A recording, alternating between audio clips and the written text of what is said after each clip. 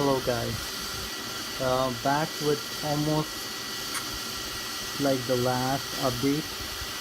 I got the mount done, and as you can see it's mounted, previously mounted from both sides. I'll probably zip tie as well.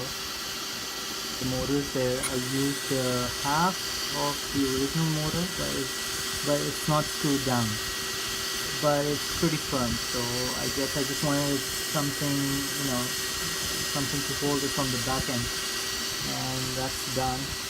I've got everything is working now, thank God. The steering's working, and the throttle's working.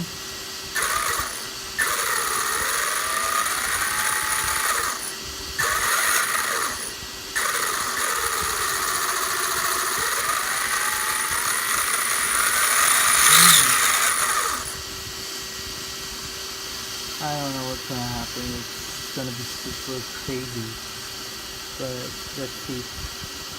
So that's about it. I'll update once I'm just running on 6S. And one more thing, I'm not sure if the body's gonna clear this. If you guys have any, knowledge of this, I'm not sure if the body's gonna come over all this stuff. So if you guys know anybody that can, has a little bit of height, let me know. I'll probably order it and update you once everything is complete. So for now, I just need to, get all the wires secure away from, the center disc. And yeah, that's about it. And maybe check the mesh for this. I'm not sure. What do you think? What do you think? I mean, like, if I want to test out the squeaky sound on it, and if you see the mesh from here, it looks pretty good. What do you think? Let me know.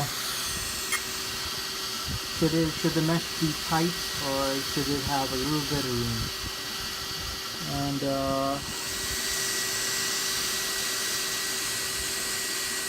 what about the alignment? Should I move the spur a little forward? Alright, let me know.